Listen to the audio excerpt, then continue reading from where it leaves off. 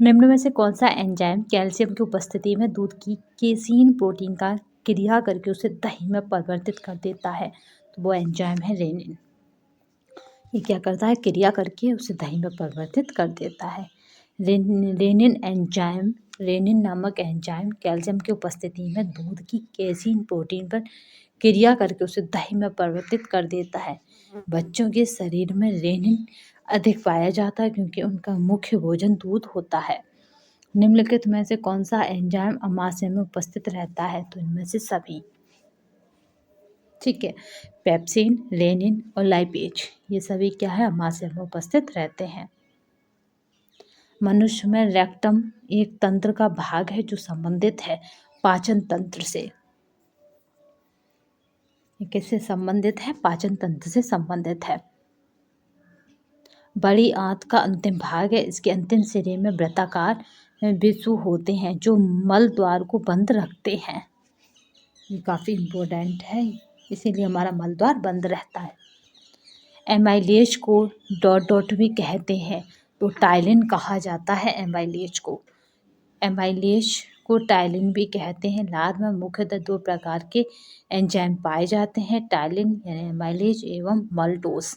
Ptyalin भोजन में उपस्थित मंड यानी शर्करा को मल्टोस शर्करा में बदल देता है। टाइलिन क्या करता है? जो भोजन में उपस्थित मंड यानी शर्करा उसको क्या करता है?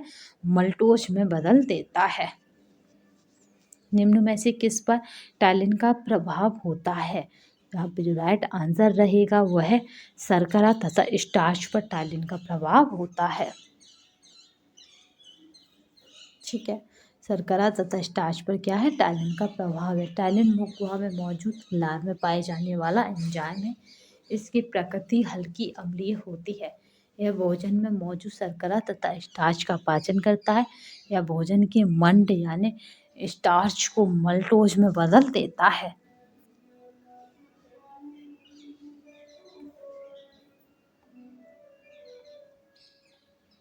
नेक्स्ट क्वेश्चन देखते हैं।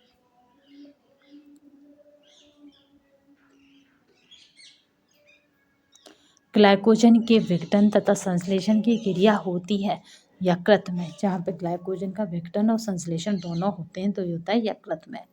यकृत मानव शरीर की सबसे बड़ी ग्रंथि है जो डायफ्राम के नीचे उदर गुहा में स्थित होती है। यकृत पित्तरस का श्रावण भी करता है जो भोजन के पाचन में महत्वपूर्ण भूमिका निभाता है। लाइपेज एंजाइम पाया जाता है लार में। लाय से लाइपेज और लाय से लार याद रखिएगा, 2009 का रिपीटेड क्वेश्चन है। जीवन तंत्र में रासायनिक क्रियाओं के उत्प्रेरण के लिए विशेष प्रकार के कार्बनिक उत्प्रेरक होते हैं जिन्हें एंजाइम कहते हैं। लाइपेज मनुष्य की लार ग्रंथियों से स्रावित होने वाला एक एंजाइम है जो वसा के पाचन में महत्वपूर्ण भूमिका निभाता है। लार में इसके अलावा टाइलिन नामक एंजाइम पाया जाता है जो भोजन के मंड को मल्टोज में बदलता है। एक वयस्क व्यक्ति में संपूर्ण भोजन प्रणाली यानी तंत्र की लंबाई लगभग होती है, तो यहाँ पे होती है 7.5 से 9 मीटर भोजन तंत्र की लंबाई।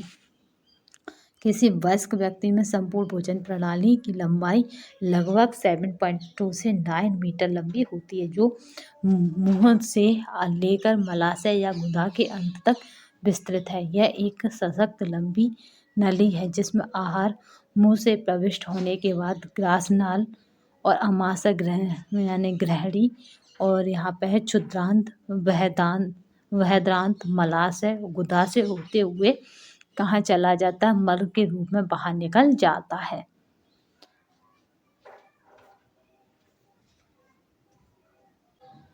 नेक्स्ट देखते हैं, यहाँ पे है रोमिका युक्त उपकला जिसको बोलते हैं एपिथेलियम पाया जाता है। तो ये कहाँ पाया जाता है? ये जीवा में, आपकी जीभ में पाया जाता है। इसकी अगर बात की जाए तो जीवा अधिकांशतः जीव जंतुओं के शरीर का आवश्यक अंग है। मुख्य राशन गुहिका का फर्श पर मोटी पेशीय चलायमान जिह्वा स्थित होती है तथा इसका पिछला भाग यहाँ पे इसका जो पिछला भाग है वो किसका होता है? तो फ्रेनलम लिग्वी तथा पेशियों के द्वारा मुख गुहा के तल क्या है? हाइट उपकरण व जबड़े की उपस्थिति से क्या करते हैं? ये उपस्थिति से जुड़ा रहता है। अग्नाशय में पाए जाने वाला एंजाइम कौन सा है? तो वह है अमाइलेज तथा लाइपेज। लीज और पेज क्या है आपका? कहाँ? अग्नाशय में पाया जाता है। एमाइलेज और लाइपेज तथा यहाँ पर ट्रिप्सिन अग्नाशय में पाए जाने वाला प्रमुख एंजाइम है। नेक्स्ट देखते हैं, जठर रस में उपस्थित पाचन रस होते हैं। यहाँ पे जो राइट आंसर है वह रेनिन तथा पेप्सिन। रेनिन और पेप्सिन क्या है? जठर रस में उपस्थित पाचन रस है।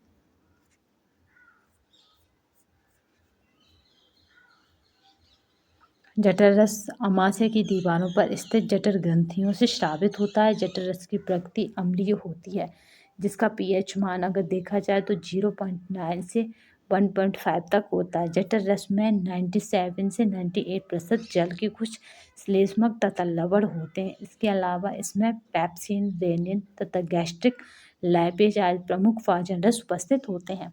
यकृत अतिरिक्त शर्करा को किस वस्तु में बदल देता है? तो अतिरिक्त शर्करा को किस में बदलता है यकृत? तो ग्लाइकोजन में बदलता है। आहार के पाचन के परिणाम स्वरूप जो शर्करा शोषित की जाती है, उसकी अतिरिक्त मात्रा को यकृत ग्लाइकोजन के रूप में संचित कर लेता है। इस संचित ग्लाइकोजन को आवश्यकता पड़ने पर पुनः शर्करा के रूप में परिवर्तित कर लिया जाता है तथा इस रूप में शरीर के रक्त में मिला दिया जाता है। शर्करा के अतिरिक्त लोहा तथा तांबा नामक खनिज लवणों एवं विभिन्न विटामिनों को भी यकृत संचित रखता है। संचित का मतलब इकट्ठा रखता है, बचा के रखता है। ठीक है, नेक्स्ट चलते हैं, मनुष्य में कार्बोहाइड्रेट्स का पाचन कहाँ से आरंभ हो जाता है? तो मुख से ही आरंभ हो जाता है। आपने देखा होगा ग्लूकोज एनर्जी के लिए डाला जाता है, तुरंत एनर्जी मिलती है क्योंकि वो आपकी सांस नली के थ्रू एनर्जी देता है। मनुष्य में कार्बोहाइड्रेट का पाचन मुख गुहा से आरंभ हो जाता है। हम जैसे ही कार्बोहाइड्रेट युक्त कोई खाद्य पदार्थ ग्रहण करते हैं उसे मुंह द्वारा चबाने का कार्य आरंभ होते हैं। वैसे ही मुख में स्थित लार ग्रंथियों से लार का श्रवण होने लगता है। लार में विद्यमान टाइलिन नामक किण्वक यानी आपका है भोजन में विद्यमान कार्बोहाइड्रेट से रासायनिक क्रिया आरंभ कर देता है। इस रासायनिक क्रिया के परिणाम स्वरूप कार्बोहाइड्रेट में विद्यमान स्टार्च डेक्स्ट्रीन तथा माल्टोस में परिवर्तित हो जाता है। मुख्य बात कार्बोहाइड्रेट के पाचन का कार्य पक्वाशय या ग्रहणी में होता है। स्टार्च को शर्करा में बदलने का वाले किण्वन यानी एंजाइम का नाम है, तो यहाँ पे है टाइलिन। स्टार्च को शर्करा में बदलने वाले किण्वन को टाइलिन कहते हैं। मुख द्वारा भोजन के पाचन में लार का योगदान महत्वपूर्ण है। लार में विद्यमान खमीर यानी टाइलिन भोजन में पाए जाने वाले श्वेत सार के पाचन में भी योगदान देता है। इससे श्वेत सार के पाचन की क्रिया सुचारू रूप से तथा शीघ्र ही पूरी हो जाती है। यही कारण है कि वसा आदि पोषक तत्वों की तुलना में कार्बोहाइड्रेट का पाचन शीघ्र होता है। मानव मुख में लार ग्रंथियां की संख्या है तो 3 जोड़ा।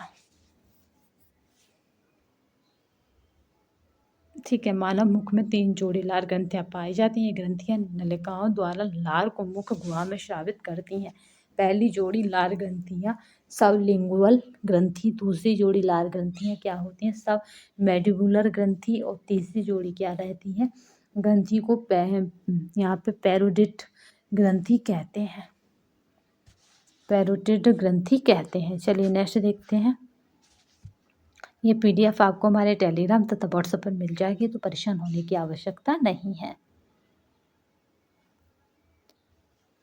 भ्रूणरस ग्रंथि पाचन संस्थान के किस भाग में स्थित होती है? तो पक्वाशय। भ्रूणर ग्रंथियां पाचन तंत्र के पक्वाशय यहाँ पे डेड्यूडिनियम में स्थित होती हैं। भ्रूणर ग्रंथियां मानव की छोटी आंत में खुलती हैं।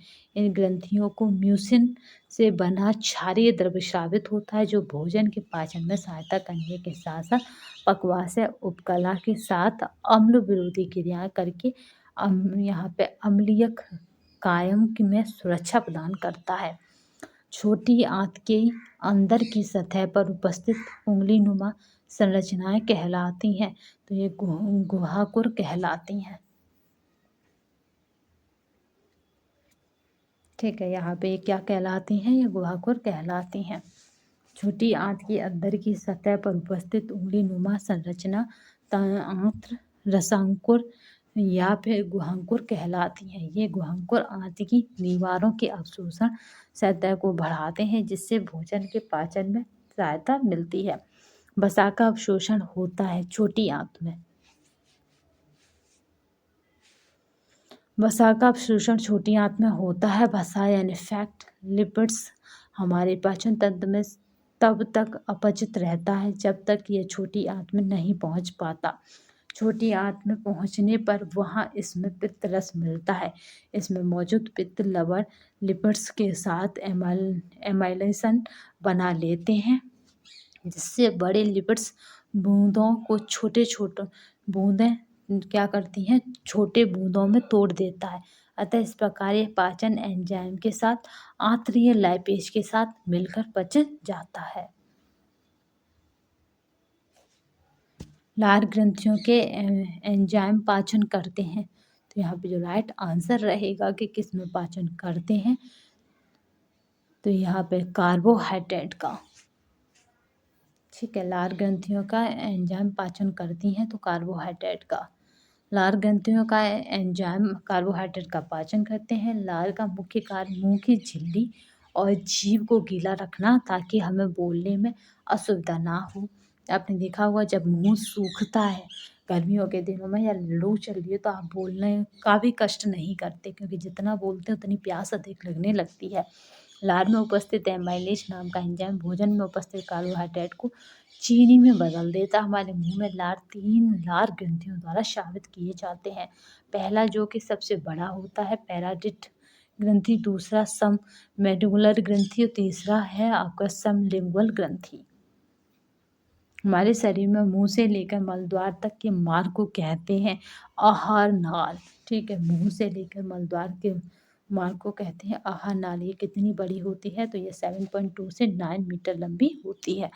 मानव शरीर में आहार नाल 7.2 से 9 मीटर लंबी नालिका होती है, जो मुख से शुरू होकर आमाशय से होती हुई मल द्वार तक जाती है। आहार नाल हमारे द्वारा ग्रहण किए गए भोजन को ग्रासनाल, ग्रसनी, आमाशय और बृहदात्र से होकर क्या करती है? होकर गुजारती है तथा अंत में आहार के पचने के बाद अवशिष्ट पदार्थों को मलाशय और गुदा मार्ग के माध्यम से बाहर निकालने का कार्य करती है। नेक्स्ट देखते हैं, काफ़ी इम्पोर्टेंट सीरीज है ये। एंजाइम क्या है? तो एंजाइम की अगर बात की जाएगी तो ये एक रासायनिक पदार्थ है। ये किसी पदार्थ या उचित वातावरण में ही क्रिया करता है। यह स्वयं परिवर्तित हुए बिना अन्य पदार्थों की रासायनिक क्रियाओं को भी प्रभावित करते हैं। उपयुक्त सभी हैं एंजाइम। जीव तंत्र में रासायनिक क्रियाओं के उत्प्रेरण के लिए आवश्यक कार्बनिक पदार्थ एंजाइम के नाम से जाने जाते हैं। इनका संश्लेषण स्वयं कोशों के जीव द्रव्यों में संश्लेषित होते हैं। ये ऐसे रासायनिक पदार्थ होते हैं जो स्वयं परिवर्तित हुए बिना अन्य पदार्थों की रासायनिक क्रिया को प्रभावित करता है। यह पदार्थों पर क्या होता है? उचित वातावरण में ही क्रिया करता है। एंजाइम सामान्यतः सरल प्रोटीन के होते हैं तथा ये लगभग 25 डिग्री से 45 डिग्री सेल्सियस ताप पर सर्वाधिक क्रियाशील रहते हैं। कायम क्या है? तो कायम क्या है? तो याद रखिएगा, आमाशय व्यक्ति में भोजन की लेही के रूप में होना। भोजन की जो लुगदी बन जाती है, लेही बन जाती है, उसे कायम कहा जाता है। यानी अधपचा भोजन को क्या कहा जाता है? कायम कहा जाता है। कायम यानी पाचन के दौरान आमाशय भित्ति एवं आंत में बना एक अर्ध तरल चिकना श्लेष्मिक युक्त ठोस पदार्थ, जो भोजन के आंशिक पाचन एवं पाचन एंजाइम के संयुक्त होने से लेही जैसी संरचना ग्रहण कर लेता है। नेक्स्ट चलते हैं, एंजाइम जो पके स्टार्च को माल्टोज में बदलता है तथा लार में रहता है, तो यहाँ पे है टाइलिन कहलाता है या टाइलिन होता है। मनुष्य में 3 जोड़ी लार ग्रंथियां पृथक वाहिनियों द्वारा मुख गुहा में खुलती हैं। इनमें लार स्रावित होती है। लार में जल श्लेष्मक तथा टायलिन एंजाइम होता है जो पके स्टार्च को माल्टोज में बदलता है। वैसा तंत्र जो भोजन अवशोषण कर उसे रक्त कोशों के लिए उपयोगी बनाता है उसे कहते हैं, तो वो होता है पाचन तंत्र। भोजन के जटिल पोषण पदार्थों व बड़े अणुओं को विभिन्न रासायनिक क्रियाओं एवं एंजाइम की सहायता से सरल, छोटे व घुलनशील अणुओं में बदलना तथा उन्हें अवशोषित कर रक्त कोशों के लिए उपयोगी बनाने वाले अंगों को संयुक्त रूप से पाचन तंत्र कहा जाता है। पित्ताशय, यकृत, अग्नाशय आदि प्रमुख पाचन ग्रंथियां हैं। ग्रसनी के बाद भोजन आता है तो अमाशय में। ग्रसनी के बाद भोजन अमाशय में जाता है। ग्रसनी मुख ग्रासन मतलब गुहिका का पश्च छोटा भाग है। इसके पृष्ठ भाग को नासा ग्रसनी तथा उदर भाग को मुख ग्रसनी कहते हैं।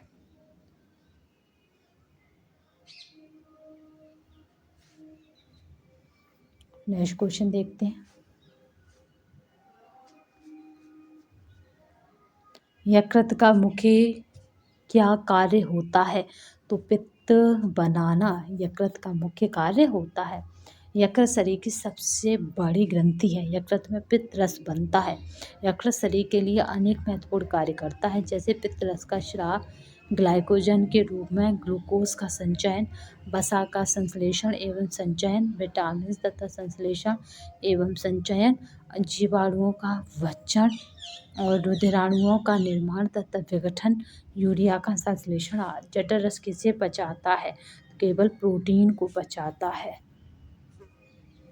जठर रस केवल प्रोटीन को पचाता। अमाशय की भीतरी सतह पर विद्यमान ग्रंथियों से जठर रस स्रावित होता है। इस जठर रस में पाचन में सहायक कुछ एंजाइम जैसे पेप्सिन तथा रेनिन पाए जाते हैं तथा साथ ही हाइड्रोक्लोरिक अम्ल पाया जाता है। पेप्सिन मुख्य रूप से प्रोटीन को प्रभावित करता है। इस प्रभाव के परिणाम स्वरूप प्रोटीन प्रोटियोजेनेज तथा पेप्टोन्स में बदल जाती है, जिससे इसका पाचन एवं शोषण सरल हो जाता है।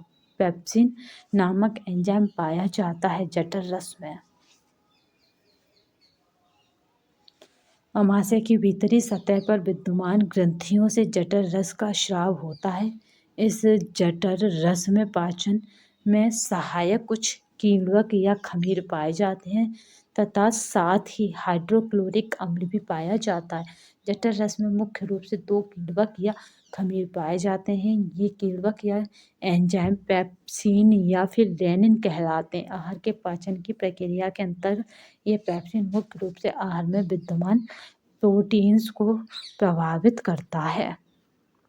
मानव शरीर में यकृत द्वारा लगभग कितना पित्त तैयार होता है? तो वह 40 औंस तैयार होता है। यकृत खुशबुरे लाल रंग की शरीर की सबसे बड़ी ग्रंथि है। यकृत कोशिकाएं पित्तरस का स्रावण करती हैं। पित्तरस पित्त वाहिनियों के माध्यम से पित्ताशय में एकत्रित होता है। मानव शरीर में पाचन का अधिकांश भाग किस अंग में संपन्न होता है? तो वो हमारा छोटी आंत में संपन्न होता है, क्योंकि इसमें पूछा है पाचन का अधिकांश भाग, तो छोटी आंत में संपन्न होता है। याद रखिए सबसे लंबा कौन है? तो छोटी आंत। पक्वाशय में सरक कर आहार जिस भाग में प्रवेश करता है उसे छोटी आंत कहते हैं। संपूर्ण पाचन तंत्र में छोटी आंत द्वारा आहार के पाचन के साथ साथ पोषण तत्वों के शोषण का जो भी अति महत्वपूर्ण कार्य किया जाता है। चलिए नेक्स्ट क्वेश्चन देखते हैं। अब है अंतःस्रावी तंत्र एवं हार्मोन से। ये श्रृंखला थोड़ी लंबी जा सकती है, बट आपको बता दें कि मोस्ट इम्पोर्टेंट श्रृंखला है। तो आज अभी हम इसके एफ वाले पार्ट पर आए हैं। चलिए, थाइमस ग्रंथि डॉट डॉट के निर्माण में लिप्त होती है, तो ये किसके निर्माण में बिजी रहती है? तो याद रखेंगे लिम्फोसाइट्स। ठीक है, लिम्फोसाइट्स के निर्माण में बिजी रहती है थाइमस ग्रंथि। थाइमस ग्रंथि लसिका प्रणाली का मुख्य अंग है।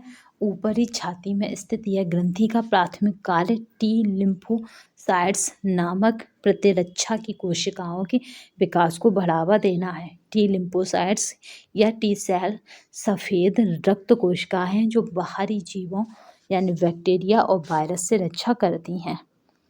प्रोजेस्टेरॉन एवं एस्ट्रोजन हार्मोन्स कहाँ से स्रावित होता है, तो यह है कॉपर्स ल्यूटियम। ठीक है, कॉपर ल्यूटियम से स्रावित होता है। मासिक धर्म चक्र 2 चरण होते हैं। कोपिंग चरण, दूसरा होता है पोस्टोवुलेटरी या फिर ल्यूटियम चरण। ठीक है, नेक्स्ट चलते हैं। वृद्धि हार्मोन्स का संश्लेषण किसके द्वारा होता है, तो एडिनोहाइपोफाइसिस के द्वारा होता है। आपको बता दें कि आपको ये श्रृंखला थोड़ी लेंदी लगेगी पर बहुत मोस्ट इम्पोर्टेंट है अगर आप पीजीटी के स्टूडेंट हैं तो, क्योंकि पीजीटी में अब तक आए हुए सारे क्वेश्चनों को यहाँ पर देखा गया है।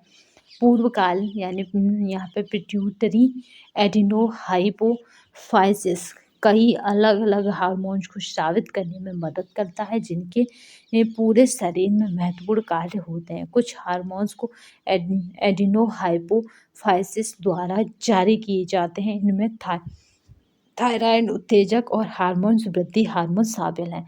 प्रसव के समय गर्भाशय की मांसपेशियों में संकुचन पैदा करने वाला हार्मोन्स है ऑक्सीटोसिन। बहुत मोस्ट इम्पोर्टेंट है ये। ऑक्सीटोसिन जो हार्मोन्स है ये क्या करता है, प्रसव के समय दर्द पैदा करता है। यानी ऑक्सीजन मिलती है तो याद रखेंगे बस ऑक्सीजन से ऑक्सीटोसिन। महिला प्रजनन में अपनी भूमिका के लिए सर्वश्रेष्ठ रूप से जाना जाता है। यह प्रसव काल के दौरान गर्भाशय यानी ग्रीवा यानी योनि के फैलाव और स्तनाग्र यानी निप्पन की उत्तेजन के लिए भी स्रावित होता है। ठीक है, जिससे क्रमशः प्रसव और स्तनपान सहज होता है। ऑक्सीटोसिन हार्मोन प्रसव काल के दूसरे और तीसरे चरण के दौरान मांसपेशियों में संकुचन उत्पन्न करता है। शुक्राणु जनन का नियमन करने वाला हार्मोन्स है एंड्रोजन हार्मोन्स। शुक्राणु जनन का नियमन करने वाला हार्मोन्स एंड्रोजन हार्मोन्स है। ये एक यहाँ पर याद रखेंगे ये एक क्या है, स्टेरॉयड हार्मोन्स है जो एंड्रोजन ग्राही के लिए बाह्य कारक कशेरुकाओं व पुरुष विशेषताओं के विकास और रख रखाव को नियंत्रित रखता है। एंड्रोजन को वृषण अंडाशय और अधिवृक्क ग्रंथियों से संश्लेषित किया जाता है। तो यानी पुरुषों के लिए काफ़ी इम्पोर्टेंट हो जाता है। नेक्स्ट देखते हैं,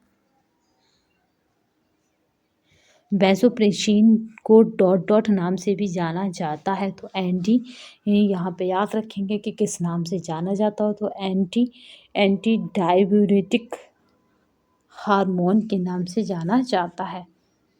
वैसोप्रेसिन को यहाँ पे एंटी क्या है, डाययूरेटिक हार्मोन्स यानी ADH भी कहा जाता है। तो ADH क्या है, याद रखेंगे एंटी डाययूरेटिक हार्मोन्स। यह एक हार्मोन है जो शरीर में पानी के संतुलन को नियंत्रित करने में मदद करता है। अग्नाशयी रस के जो रस है उसका निर्युक्ति किसके प्रेरित होती है, तो यहाँ पे राइट आंसर रहेगा ट्रिप्सिनोजेन। ठीक है, ट्रिप्सिनोजेन। अग्नाशयी यानी पैनक्रियाटिक रस की नियुक्ति ट्रिप्सिनोजेन, ठीक है, ट्रिप्सिनोजेज होती है। अग्नाशय रस अग्नाशय से निकलता है। इसमें 3 क्या होते हैं, याद रखेंगे इसमें 3 प्रकीर्ण होता है, लाइपेज, एमिलोज और ट्रिप्सिन। ठीक है, लाइपेज, एनालेज और ट्रिप्सिन। वह हार्मोन्स जो अंतराकोशिकीय ग्राहियों में जुड़ता है वो हार्मोन होता है कैल्सिटोनिन। वह हार्मोन्स जो अंतराकोशिकीय ग्राहियों से जुड़ता है यानी इंटरकोलुलर रिसेप्टर्स से जुड़ता है, कैल्सिटोनिन कहलाता है। निम्नलिखित में अग्नाशय का कौन सा स्राव सीधे रक्त में प्रवेश कर जाता है, तो इंसुलिन है। जो सीधे रक्त में प्रवेश कर जाता है। इंसुलिन एक प्रकार का हार्मोन्स है जो मानव शरीर की पाचन ग्रंथि अग्नाशय से स्रावित होकर सीधे रक्त में मिल जाता है। इंसुलिन हार्मोन हमारे शरीर के रक्त में शर्करा का स्तर नियमित करते हैं। अगर यह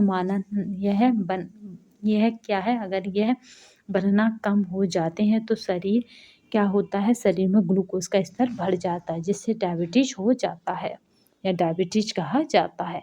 अग्नाशयी रस में निम्नलिखित नहीं होता है तो पेप्सिन नहीं होता है। क्या नहीं होता है? तो पेप्सिन नहीं होता है। ये कहाँ पूछा गया? उत्तराखंड असिस्टेंट प्रोफेसर में।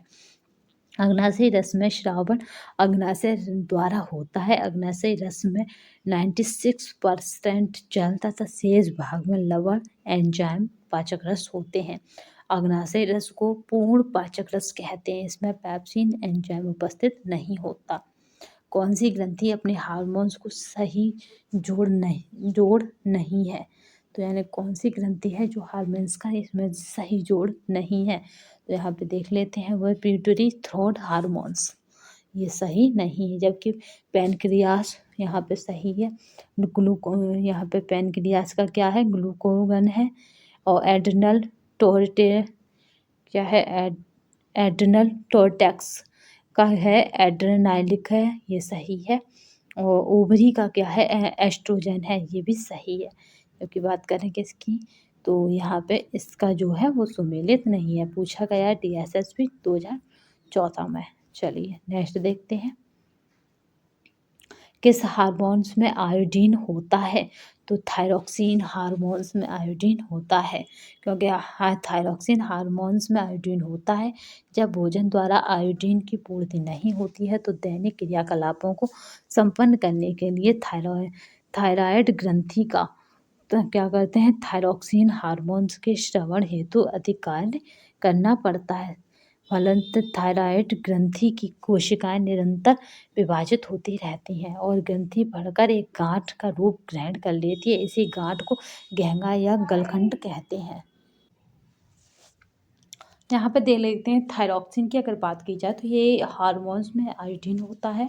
जब भोजन द्वारा आयोडीन की पूर्ति नहीं होती है तो दैनिक क्रियाकलापों को संपन्न करने के लिए थायराइड ग्रंथि को थायरॉक्सिन हार्मोन्स के स्रावण हेतु अधिक कार्य करना पड़ता है। फलतः थायराइड ग्रंथि की कोशिकाएं निरंतर विभाजित होती रहती हैं और ग्रंथि बढ़कर एक गांठ का रूप ग्रहण कर लेती है।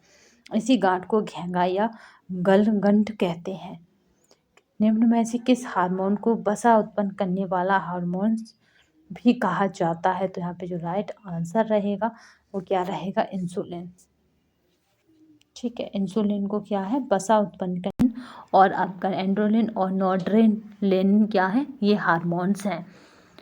एंड्रोनेलिन और हार्मोन्स अनुकंपी तंत्र के नियंत्रण होने वाली क्रियाओं को नियमित करता है। यह कार्यकारी अंगों को प्रभावित करता है। एंड्रोनेलिन हमें संकटकालीन परिस्थितियों का सामना करने के लिए तैयार करता है।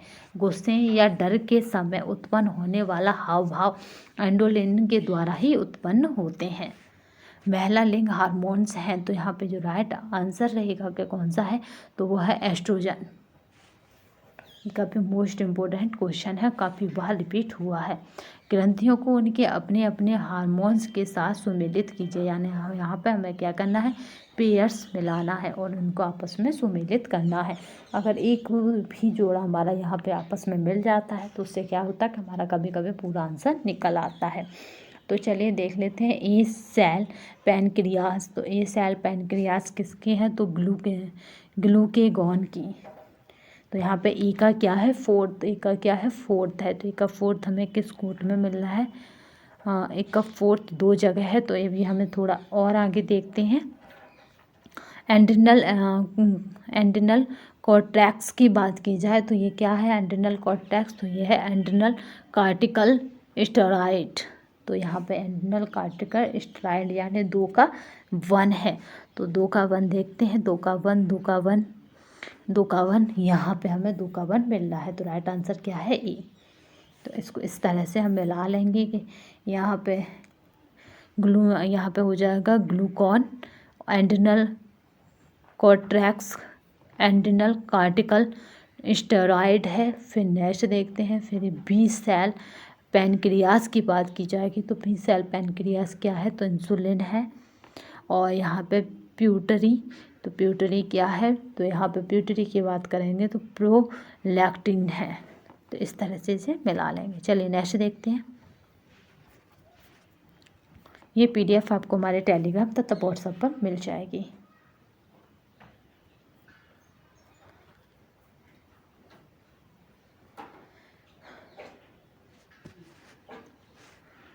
सांद्राव हार्मोन्स का उदाहरण है तो एस्ट्रोजन क्या है, सांद्राव हार्मोन्स का उदाहरण है। सांद्राव को बात करें तो स्टेरॉयड हार्मोन्स का उदाहरण है एस्ट्रोजन। ACTH का विस्तार करें तो ACT एड्रेनोकॉर्टिकोटोपिक हार्मोन्स है। ACTH का विस्तारण रूप एड्रेनोकॉर्टिकोट्रोपिक हार्मोन्स, ये हार्मोन्स एड्रेनल कॉर्टेक्स के स्राव में नियंत्रण करता है। लैंडिंग कोशिकाओं को टेस्टोस्टेरोन के स्रवण के लिए उत्तेजित करता है तो ये है LH हार्मोन्स क्या करता है, उत्तेजित करता है। यहाँ पे अगर बात की जाए तो कौन से हार्मोन्स को, तो याद रखेंगे लैंडिंग्स हार्मोन्स को। FSH का विस्तार करें तो यहाँ पे FSH का विस्तार करें तो यह हो जाएगा फॉलिक्यूलिक स्टिम्युलेटिंग हार्मोन्स। ये आपके UGC के हैं तो आपके बहुत कम, यहाँ पे देखिए PGT 2019 का है। और इस वाले को देखते हैं ये कब का है, तो ये भी 2019 का है। तो यहाँ पे देख ही पा रहे हैं कि इनका नेचर कितना टफ है, बट ये क्या है, फैक्ट पर आधारित है, फैक्चुअल बेस है। अब बात करते हैं FSH का पूरा नाम, तो फॉलिकुलर, यहाँ पे फॉलिकुलर स्टिमुलेटिंग हार्मोन्स वृषण की शुक्र जनन नलिकाओं में शुक्राणु जनन में सहायता करता है। ये अंडाशय में फिलोपियन की वृद्धि में मदद करता है। नेक्स्ट देखते हैं, टेस्टोस्टेरोन द्वारा स्रावित होता है तो ये है लैंडिंग कोशिकाएं। ठीक है, लैंडिंग कोशिकाओं के द्वारा स्रावित होता है। हार्मोन्स एंडो उत्सर्जन के लिए आवश्यक है तो यहाँ पे है LH हार्मोन्स क्या है, एंडो उत्सर्जन के लिए आवश्यक है। इंसुलिन एक हार्मोन्स है जो स्रावित होता है तो यहाँ पे राइट आंसर क्या रहेगा, तो ये है पैनक्रियास के बी कोशिकाओं से। इंसुलिन प्रक्रियाज के बीटा कोशिकाओं से स्रावित होता है। शरीर में इंसुलिन हार्मोन्स के उत्पादन में कमी अथवा दोष से उत्पन्न रोग मधुमेह कहलाता है। मधुमेह रोग का मुख्य कारण इंसुलिन हार्मोन का अल्प स्रावण है। उस हार्मोन्स का नाम बताइए जो मानव शरीर में रक्त ग्लूकोज स्तर को सामान्य रखता है, वह है इंसुलिन। ठीक है, रक्त ग्लूकोज स्तर को सामान्य रखता है वो हमारा इंसुलिन।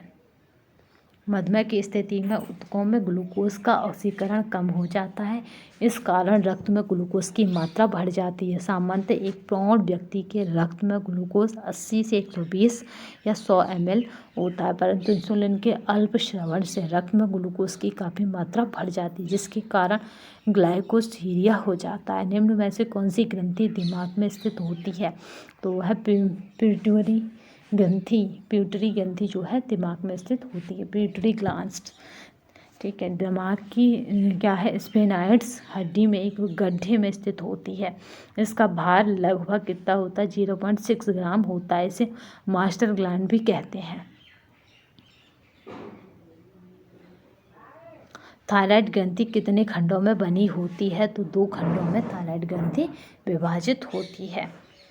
थायराइड ग्रंथि मनुष्य के गले में श्वास नली यानी ट्रिकिया के दोनों ओर लैरिंग्स के नीचे गुलाबी सी H आकार की द्विखंडीय ग्रंथि होती है। इसका भार लगभग 25 से 30 ग्राम होता है।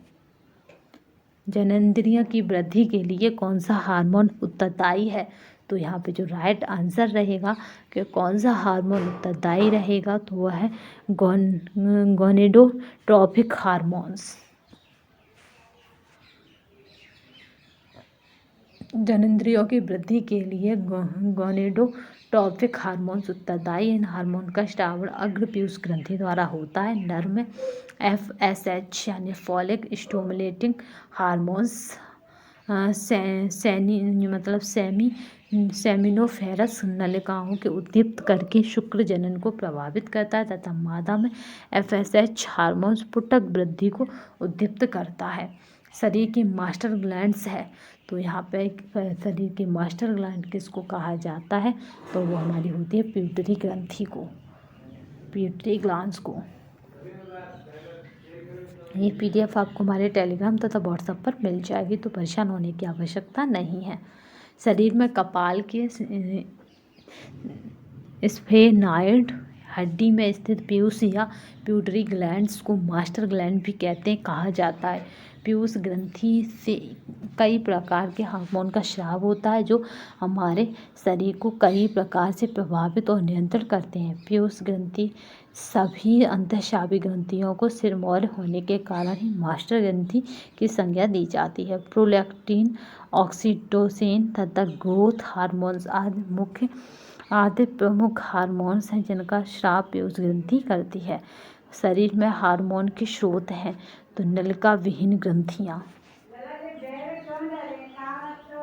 शरीर में हार्मोन्स का प्रमुख स्रोत नलिका विहीन ग्रंथियाँ हैं, अंतःस्रावी ग्रंथियाँ हैं। इन ग्रंथियों में स्रावित हार्मोन को ले जाने के लिए कोई नलिका नहीं होती है, अतः ये अपना स्राव सीधे रक्त में छोड़ती हैं, जहाँ से ये शरीर को पूरे भागों में पहुँच जाते हैं। टेस्टोस्टेरोन हार्मोन्स उत्पन्न होता है, यहाँ पे है शुक्राशय में।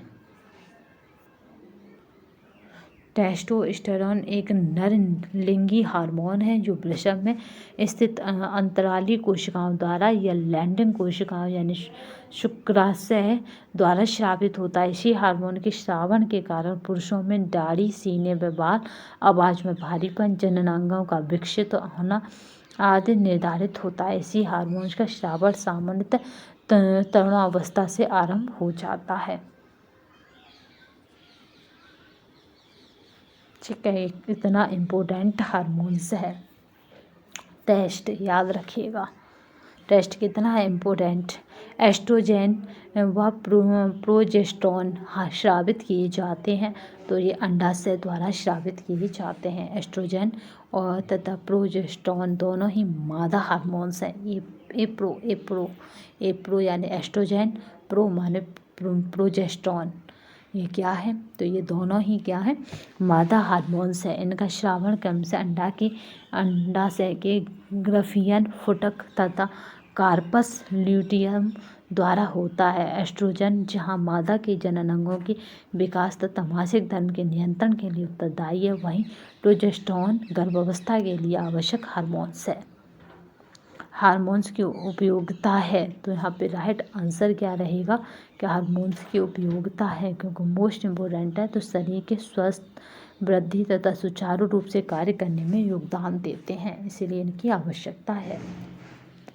नेक्स्ट चलते हैं, काफ़ी इम्पोर्टेंट है। हार्मोन्स अंतःस्रावी ग्रंथियों द्वारा स्रावित रासायनिक पदार्थ हैं, जो शरीर के भीतर चलने वाली विभिन्न कोशिकाओं को आवश्यकतानुसार तीव्र व मंद कर शरीर के स्वस्थ वृद्धि तथा सुचारू रूप से कार्य करने में योगदान देता है। ध्यातव्य है कि थायराइड, थायरॉक्सिन, पैराथायराइड से पैराथार्मोन, अग्नाशय से अग्नाशयिक रस तथा लैंगरहैंस की द्वीपिकाओं से इंसुलिन जैसे हार्मोन का स्रावन होता है। नर मनुष्यों की शुक्राणु जनन की क्रिया किस हार्मोन्स द्वारा तीव्र होती है, तो यहाँ पे जो राइट आंसर रहेगा वह है फॉलिकल उत्तेजक हार्मोन्स।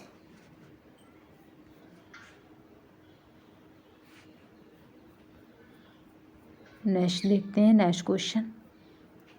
नर मनुष्य में शुक्राणु जनन की क्रियाएं फॉलिकल उत्तेजक हार्मोन्स यानी FSH द्वारा तीव्र होती है। इनका श्रावण उग्र पीयूष ग्रंथि द्वारा होता है। यह सेमिनोफेरस नलिकाओं को उद्दीप्त करके शुक्र जनन को प्रभावित करता है।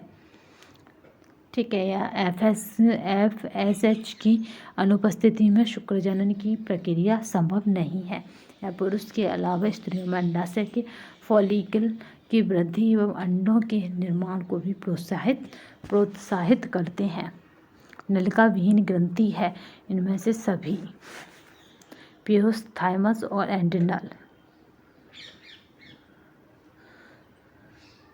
जंतुओं के विभिन्न शारीरिक क्रियाओं के नियंत्रण एवं समन्वय करने का कार्य हार्मोन्स द्वारा संपादित होता है, जिन्हें अंतःस्रावी ग्रंथियां या नलिका विहीन ग्रंथियां भी कहते हैं। क्योंकि इनमें स्राव के लिए नलिकाएं नहीं होती हैं, इसमें यह अपना स्राव सीधे रुधिर में मुक्त करती हैं। पीयूष, थाइमस, थायराइड ग्रंथि, एड्रिनल ग्रंथि आदि कुछ प्रमुख अंतःस्रावी ग्रंथियां हैं।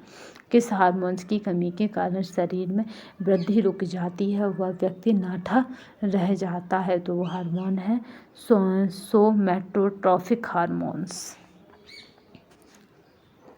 सोमैटोट्रोफिक हार्मोन्स यानी STH की कमी से शारीरिक वृद्धि रुक जाती है तथा व्यक्ति बौना तथा नाठा रह जाता है। STH हार्मोन शारीरिक वृद्धि, विशेषतः हड्डियों की वृद्धि का नियंत्रण करती है। इसकी अधिकता से ये भीमकायत्व एवं आपने देखा होगा बहुत लंबे हो जाते हैं, बहुत अजीब से लगते हैं। एक्रोमेगली नामक विकार उत्पन्न होते हैं, जिससे व्यक्ति की लंबाई सामान्य से बहुत अधिक बढ़ जाती है। कौन सा हार्मोन हृदय की धड़कन एवं रक्त के बहाव की दर को बढ़ाता है? तो यहाँ पे जो राइट आंसर रहेगा इनमें से सभी एड्रेनलिन, कार्टिसोन और नॉरएड्रेनलिन, ये सभी क्या करते हैं? मानव शरीर की हृदय की धड़कन और रक्त के बहाव को नियंत्रण करने वाले घटक प्रमुख रूप से दो होते हैं। अतः पहला अंत नियंत्रण प्रणाली, जिसमें अद्वितीय प्रकृति के हृदय ऊतक होते हैं जो स्वयं अपना निगमन करते हैं, तथा दूसरा बाह्य नियंत्रण प्रणाली जो कि हार्मोन्स के अंतःस्राव तथा तंत्रिका तंत्र द्वारा प्राप्त निर्देशों से नियमित होते हैं। नेक्स्ट क्वेश्चन देखिए, थायराइड ग्रंथि का निर्माण होता है। तो यहाँ पे जो आयोग है उसने सबको कॉमन नंबर दिया है, क्योंकि ये क्वेश्चन है 2004 का, यहाँ कोई भी आंसर नहीं है। थायराइड ग्रंथि मनुष्य की गर्दन में श्वास नली के ऊपर एक स्वर तंत्र के दोनों ओर दो भागों में तितली जैसी संरचना होती है। कुछ इस टाइप की इसकी संरचना होती है। ठीक है, इस तरह से इसकी क्या है संरचना होती है, ये आपकी सांस नली हो जाती है। तो इसलिए इसे तितली नुमा संरचना बोलते हैं, होती है। थायराइड ग्रंथि का निर्माण थायराइड ऊतकों से होता है, जो दो प्रकार की कोशिकाओं थायराइड ऊतकों से होता है। ठीक है, निर्माण किससे होता है? थायराइड ऊतकों से, जो यहाँ पे है नहीं है। ये दो प्रकार की क्या करते हैं? थायराइड ऊतकों से होता है। और ये क्या है यहाँ पे दो प्रकार की कोशिकाएं फॉलिकुलर तथा पैराफॉलिकुलर से बने होते हैं। अधिकांश थायराइड ऊतक फॉलिकुलर कोशिकाओं से युक्त होते हैं, जो आयोडीन युक्त थायराइड हार्मोन्स का स्रावण करते हैं।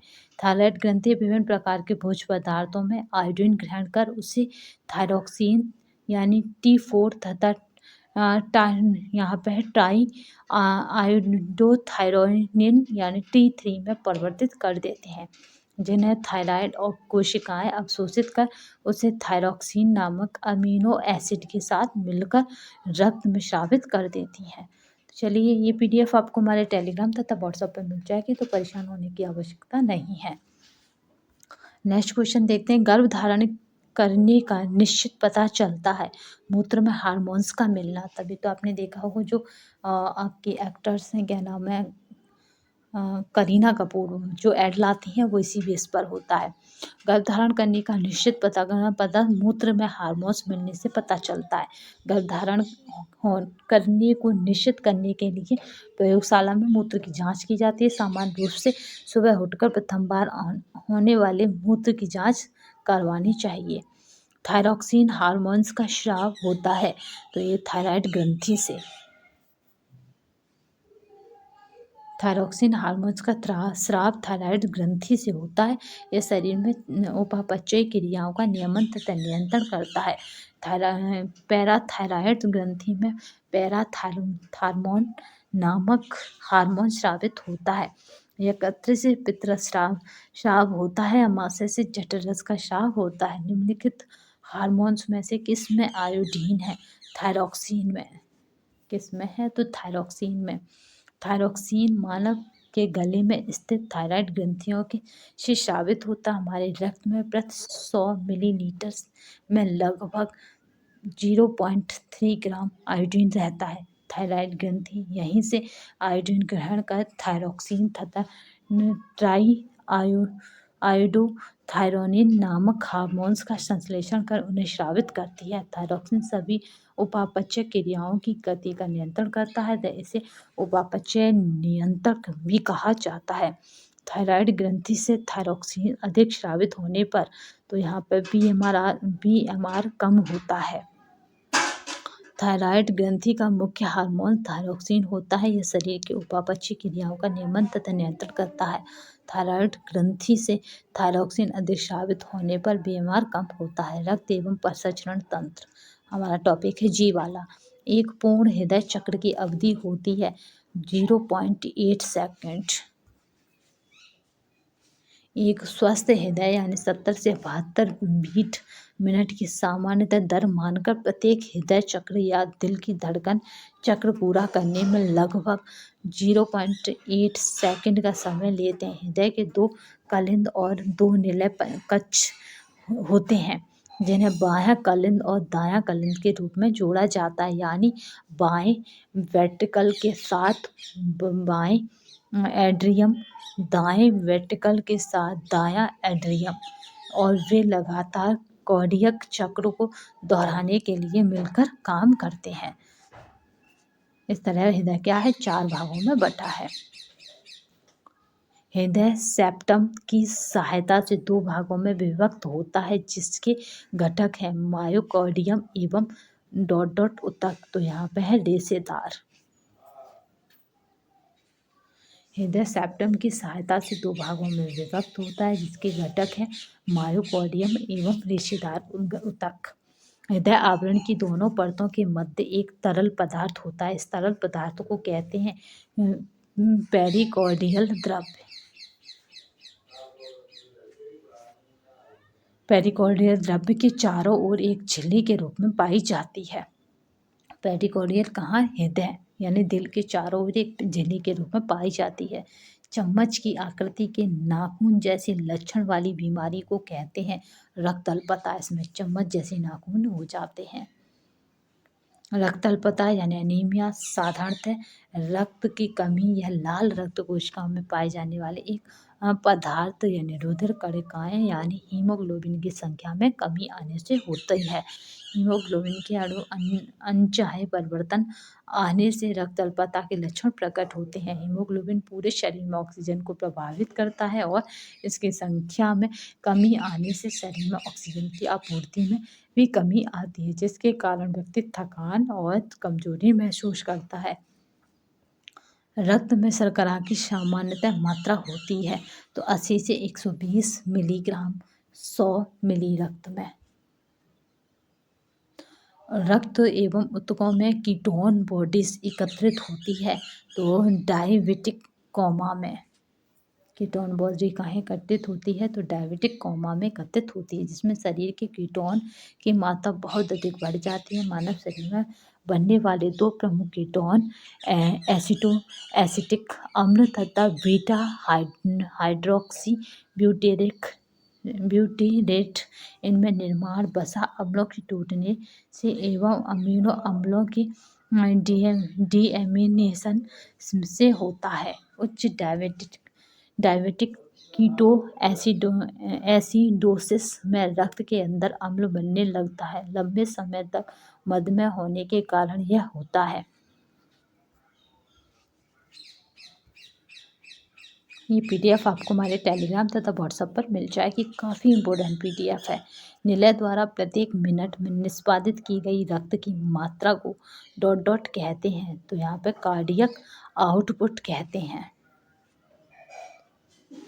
डॉट डॉट शरीर का वह संस्थान जो कि रक्त को शरीर की लघुत्तम इकाई कोशिका तक पहुंचाता है। तो यहाँ पे है रक्त परिसंचरण। इस संस्थान में पहला है रक्त परिसंचरण शरीर का वह संस्थान है जो कि रक्त को शरीर की लघुत्तम इकाई कोशिका तक पहुंचाता है। इस संस्थान में पहला है हृदय जो शरीर के विभिन्न भागों में ऑक्सीजन युक्त रक्त पंप करता है। दूसरा है धमनियां जो हृदय से विभिन्न अंगों में रक्त पहुंचाती हैं। तीसरा क्या है सिरा जो विभिन्न अंगों से ऑक्सीजन रहित रक्त एकत्रित करती हैं और इसे वापस हृदय की ओर भेजती हैं। ओ रक्त समूह में नेक्स्ट क्वेश्चन देखिए, ओ यानी रक्त समूह में कौन से एंटीजन पाए जाते हैं? तो ओ रक्त समूह में कोई भी एंटीजन नहीं पाया जाता क्योंकि ओ क्या होता है, सर्वदाता होता है। ए भी क्या होता है, सर्वग्राही होता है, यानी सबसे ले सकता है, यूनिवर्सल डोनर होता है। ओ याद रखिएगा, मानव के रक्त समूह का वर्गीकरण आरबीसी में पाए जाने वाले प्रतिजन के आधार पर किया जाता है, जिनका वर्गीकरण सर्वप्रथम लैंडस्टीनर के द्वारा किया गया। रक्त समूह 4 प्रकार के होते हैं, जैसे ए बी और ओ रक्त समूह में कोई प्रतिजन यानी एंटीजन नहीं पाया जाता, लेकिन रक्त प्लाज्मा में ए तथा बी दोनों प्रकार के प्रतिरक्षी यानी एंटीबॉडी पाई जाती हैं। ओ रक्त समूह वाला व्यक्ति ए बी तथा ओ रक्त समूह वाले व्यक्ति को रक्तदाता कर सकता है। यानी इसको समझिए कि ओ रक्त समूह वाला व्यक्ति ए रक्त समूह वाले को, बी रक्त समूह वाले को, ए बी रक्त समूह वाले को तथा ओ रक्त समूह वाले व्यक्ति को रक्त दान दे सकता है। तभी इसको क्या कहा जाता है, यूनिवर्सल डोनर, यानी ये सभी को दे सकता है। परंतु ये किससे ले सकता है, तो केवल और केवल ये ओ वाले व्यक्ति से रक्त ले सकता। प्लाज्मा प्रोटीन रक्त का लगभग डॉट होते हैं, तो यहाँ पे है 7% होते हैं। राइट आंसर रहेगा वो क्या है, 7% होते हैं। नेक्स्ट देखते हैं, प्लाज्मा एक हल्के पीले रंग का गाढ़ा तरल पदार्थ है जो कि रक्त के आयतन लगभग 55% होता है। प्लाज्मा में 90 से 92% जल तथा 6 से 8% यानी 7% क्या है, प्रोटीन पदार्थ पाए जाते हैं। फाइब्रिनोजन और ग्लोब्युलिन तथा एल्बुलिन प्लाज्मा में उपस्थित मुख्य प्रोटीन है, जिसमें फाइब्रिनोजन की आवश्यकता रक्त का धक्का बनाने या स्कंदन में होती है। ग्लोब्युलिन का उपयोग शरीर के प्रतिरक्षा तंत्र तथा एल्बुलिन का उपयोग परासरणी संतुलन के लिए होता है। लाल रक्त कणिकाओं का व्यास लगभग 10 होता है, तो ये कितना होता है, तो 7 माइक्रोमीटर होता है। अगर 7 माइक्रोमीटर की बात की जाए तो यहाँ पे कितना है, तो ये आरबीसी का व्यास कितना है, 7 माइक्रोमीटर। अब पूछा जा सकता है डब्ल्यूबीसी का व्यास तो लगभग कितना होता है, तो 15 माइक्रो होता है, लगभग 0015 सेमी। ठीक है, जो कितना है, तो इसको बोलते हैं 15 माइक्रोमीटर होता है। ये पीडीएफ आपको हमारे टेलीग्राम तथा व्हाट्सएप पे मिल जाएगी, तो परेशान होने की आवश्यकता नहीं है। आरबीसी में क्या नहीं होता है, तो यहाँ पे आरबीसी की बात की जाए तो केंद्रक नहीं होता है। ठीक है, लाल रक्त कोशिकाओं यानी में केंद्रक नहीं होता है। पूरे रुधिर का कितना 40% भाग होता है। यह रीढ़धारी जंतुओं के श्वसन अंगों में ऑक्सीजन लेकर उसे शरीर के विभिन्न अंगों की कोशिकाओं तक पहुंचाने का सबसे सहज और व्याप्त माध्यम है। इसकी औसत आयु कितनी 120 दिन होती है। यानी आरबीसी कितने दिन की इसकी आयु है, तो 120 दिन की होती है। इसकी खोज किसने की थी, तो एंटोनी लुवेन हॉक ने की थी। तो कभी कभी एग्जाम में आ जाता है, हॉक ने की थी। आरबीसी की खोज हॉक ने की थी। श्वेत रक्त कणिकाओं का अनियंत्रण उत्पादन डॉट कहलाता है, तो ल्यूकेमिया कहलाता है। ठीक है, अनियंत्रण हो जाता है इनका उत्पादन, तो ल्यूकेमिया कहलाता है। ल्यूकेमिया खून से जुड़ी एक गंभीर बीमारी है, जिसे ब्लड कैंसर भी कहा जाता है। इस बीमारी में शरीर में डब्ल्यूबीसी यानी श्वेत ब्लड सेल्स की संख्या सामान्य रूप से बढ़ जाती है। जब डब्ल्यूबीसी के डीएनए को क्षति पहुंचती है, तो जब डब्ल्यूबीसी के डीएनए को क्षति पहुंचती है तो ल्यूकेमिया बीमारी विकसित होती है। इस कैंसर की कोशिकाएं अस्थि मज्जा में बढ़ती हैं और अस्थि मज्जा में रहकर स्वस्थ रक्त कोशिकाओं का समान रूप से बढ़ने और कार्य करने से रोकती हैं। रक्त जो जमने में कौन सहायता करता है, तो यहाँ को रक्त को जमाने में कौन सहायता है, तो फाइब्रिनोजन क्या है, रक्त को जमाने में सहायता करता है। फाइब्रिनोजन के रक्त में पाए जाने वाला एक प्रोटीन है। फाइब्रिनोजन प्रोटीन रक्त का धक्का बनाने में सहायक होता है। गंभीर चोट, गंभीर कार दुर्घटना या बड़ी सर्जरी और प्रसव संबंधी जटिलताएं जिसमें रक्त के फाइब्रिनोजन की आवश्यकता होती है ताकि खून बहने से होने वाली मृत्यु को रोका जा सके। तो यहाँ पे क्या है, रक्त को जमने में कौन सहायक होता है, तो याद रखेंगे फाइब्रिनोजन सहायक होता है। वयस्क अवस्था में लाल रुधिराणुओं का निर्माण होता है तो अस्थि मज्जा में, याद रखेंगे वयस्क अवस्था में क्या में होगा, अस्थि मज्जा में। अस्थि मज्जा यानी वोन मैरो में। और भ्रूण अवस्था में कहाँ पे होता है, बहुत मोस्ट इम्पोर्टेंट है। तो भ्रूण अवस्था में आरबीसी का निर्माण कहाँ होगा, पेला या यकृत में, ठीक है, लीवर में। नेक्स्ट चलते हैं, एक हीमोग्लोबिन के अणु में डॉट डॉट ऑक्सीजन बंधक स्थान होते हैं, तो यहाँ पे रखिए 4 होते हैं। मोस्ट इम्पोर्टेंट क्वेश्चन है, इसके रिपीट होने के चांसेस ज़्यादा हैं क्योंकि 2021 में ये सबका मोस्टली गलत गया था। एक हीमोग्लोबिन के अणु में 4 ऑक्सीजन बंधक स्थान होते हैं। हीमोग्लोबिन लाल रक्त कोशिकाओं में पाए जाने वाला प्रोटीन का एक प्रकार होता है जिसमें आयरन या लोहे का एक अणु मौजूद होता है। हीमोग्लोबिन फेफड़ों से शरीर के ऊतकों तथा ऑक्सीजन ले जाने और कार्बन डाइऑक्साइड को वापस फेफड़ों तक पहुंचाने का काम करता है। यह लाल रक्त कोशिकाओं के भीतर मौजूद एक 4 जंजीरों वाला प्रोटीन है, ठीक है। इस तरह एक हीमोग्लोबिन अणु में 4 ऑक्सीजन बंधक होते हैं, तो जंजीर की तरह है, तो इसलिए कितने 4 ऑक्सीजन बंधक होते हैं। मानव शरीर में एकमात्र धमनी जो ऑक्सीजन रहित रक्त वहन करती है वो होती है फिब्रोसिस धमनी।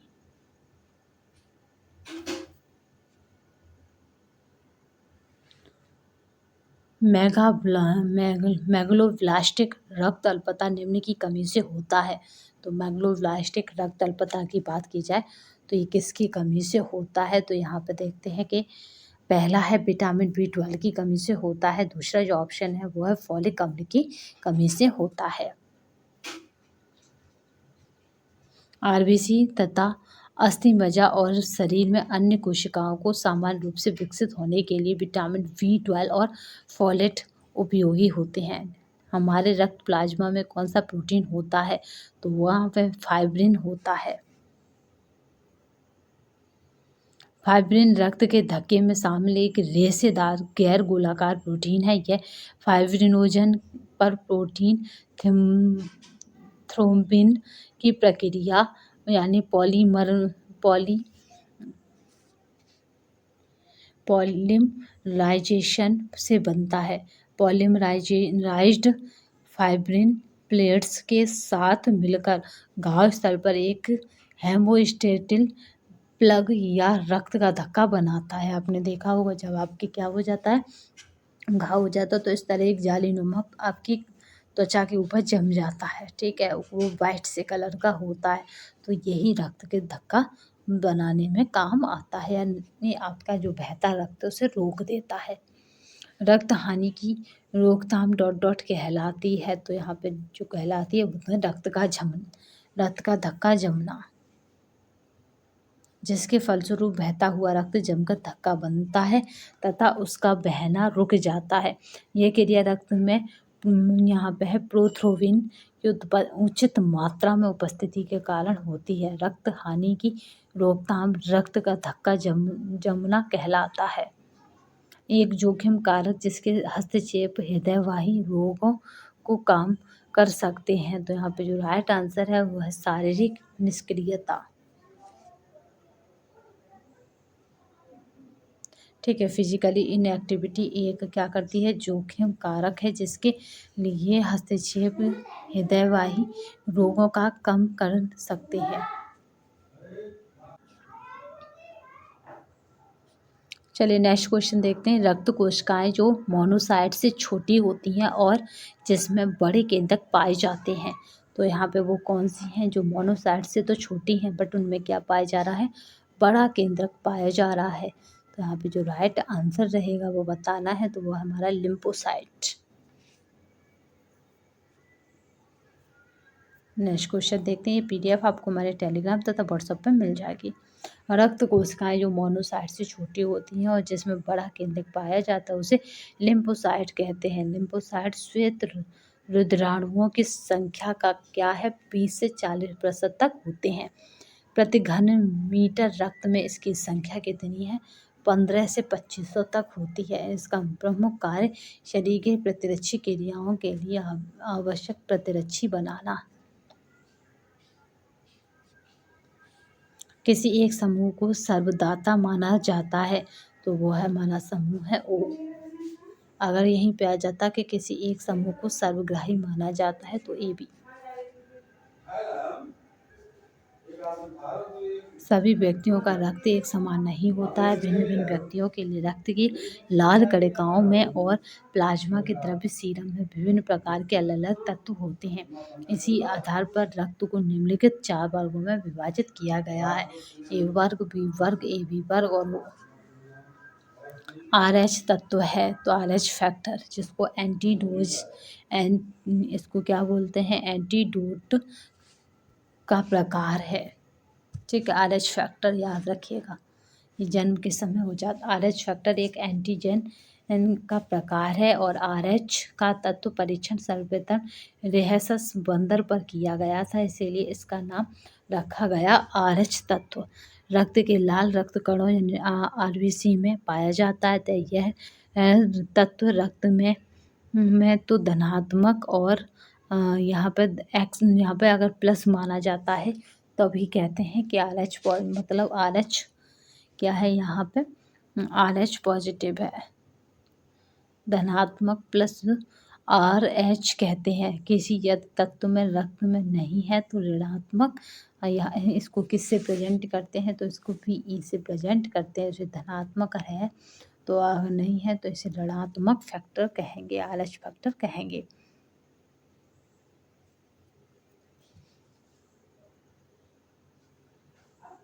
पुरकिंजे तंतु होते हैं हृदय में, मोस्ट इम्पोर्टेंट है। हमारे शरीर में पुरकिंजे तंतु होते हैं जो हृदय में उपस्थित होते हैं। यह तंतु हृदय में एक नेटवर्क की भांति कार्य करते हैं। यह हृदय में एंटियो वेंट्रिकुलर नोड ENV से उत्पन्न संवहन सिग्नल को ग्रहण करते हैं साथ है दाएं और बाएं निलयों को उद्दीप्त करते हैं, जिससे हृदय का क्या हो सके, रक्त के पंप करने में सहायता मिलती है। पुरकिंजे तंतु हैं हृदय में, मोस्ट इम्पोर्टेंट है। ये तंतु हृदय में एक नेटवर्क के भांति कार्य करते हैं। यह हृदय में एंट्रियोवेंट्रिकुलर नोड से संपन्न होते हैं। यह भी हम कर चुके हैं। श्वेत रक्त कणिकाओं से उत्पन्न रोग निरोधक क्षमता किस कोट के अंतर्गत आती है, क्योंकि श्वेत रक्त कणिकाएं क्या करती हैं, रोगों से लड़ने का मतलब कार्य करती हैं, तो उनको कहते हैं प्राकृतिक रोग क्षमता। प्राकृतिक रोग क्षमता।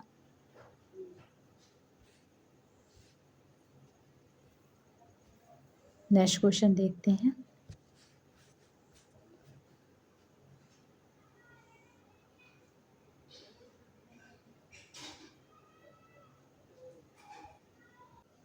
श्वेत रक्त कणिकाओं यानी WBC से तो उत्पन्न रोग निरोधक क्षमता प्राकृतिक रोग क्षमता के अंतर्गत आती है। WBC की बात करें तो ये कणिकाएं रक्त में बाहर से आए विकारों, रोगों के छोटे मोटे कीटाणुओं को नष्ट कर देती हैं और शरीर को रोगग्रस्त होने से बचाती हैं। संभवतः इसी कारण इन्हें शरीर रक्षक की संज्ञा दी गई है। जिस तरह बॉर्डर पे आपका क्या है, योद्धा खड़ा रहता है, उसी तरह ये बॉडी के अंदर खड़ी रहती हैं, बाहर की लोगों से लड़ने की क्षमता देती हैं हमें। नेक्स्ट चलते हैं, कोलेस्ट्रॉम में उपस्थित लोहे तत्व में युक्त प्रोटीन है। तो प्रोटीन कौन सी है इसमें? तो हीमोग्लोबिन प्रोटीन है, क्योंकि मदर के दूध में होता है कोलेस्ट्रॉम। कोलेस्ट्रॉल में उपस्थित लोहे तत्व युक्त प्रोटीन हीमोग्लोबिन प्रोटीन है। प्रसव के बाद पहले 2-3 दिनों तक स्तनों से निकलने वाले पीले गाढ़े पदार्थ को कोलेस्ट्रॉम कहा जाता है। यह प्रोटीन और विटामिन ए से भरपूर होता है और इसमें संक्रमण विरोधी कारक भी होते हैं। पहले कुछ महीनों में यह क्या करता है, शिशु को कई संक्रामक रोगों से लड़ने की शक्ति देता है। यह पाचक एंजाइमों के विकास में भी सहायता करता है। यह अति आवश्यक है कि नवजात शिशु को जन्म के 1 घंटे के अंदर कोलेस्ट्रॉल पिलाया जाए।